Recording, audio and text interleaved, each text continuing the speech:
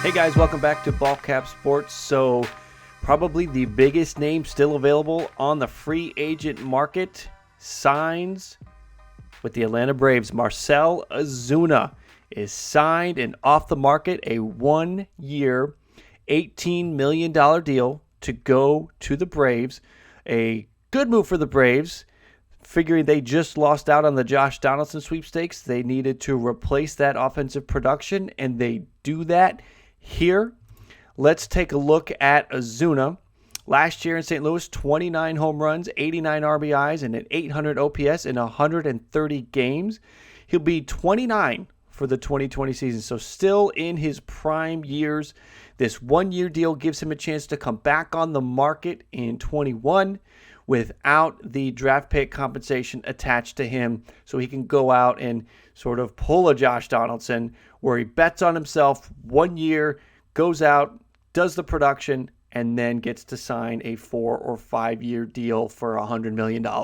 So that's the route Ozuna is going to take. The Braves feel that they probably had to do this for his career. Ozuna, 272, 329, and 455 slash line with a 784 OPS, 148 home runs, 538 RBIs, and a 2-time All-Star in his career. Spent time with the Marlins and the Cardinals, and now the Braves.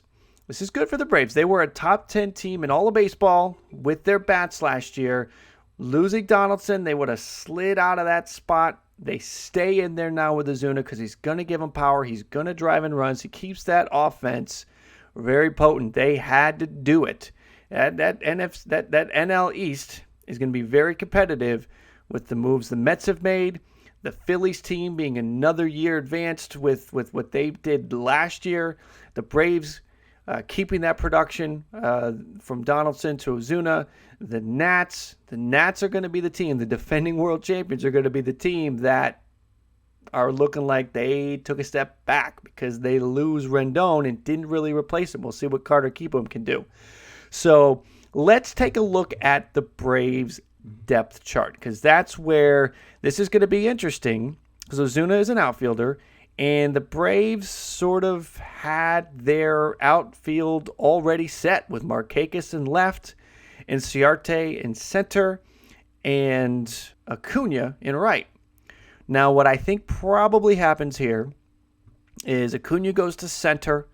I think Markakis goes to right, Ozuna goes to left, and Ciarte just kind of plays all over the outfield. And you don't really know how much more Markakis has in the tank, so if he kind of drops off, you have an insurance policy in the fact that you've got 4 outfielders, and Austin Riley and Camargo can split time at third base, and Riley can go out and play some left field. So they've got a lot in the bat department there in Atlanta, and we'll kind of see how they shuffle that outfield now that Ozuna is with the Braves. Again, 1 year, $18 million going to the Braves. A good move for the Braves.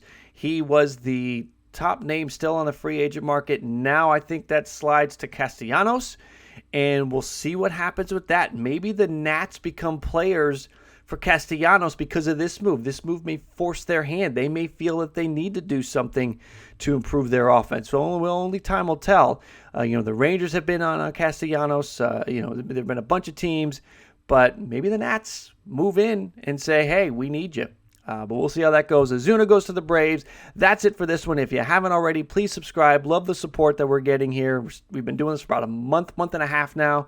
And love everybody who's subscribed. So thank you if you've already subscribed. Would love for new subscribers. So if you haven't yet, please do. We're doing 2020 projections every day. We're putting new videos up. Right now we're doing the Jays because those are my guys. And once that's done in the next week or so, we're going to slide and do other notable MLB players. So that's everything that's going on.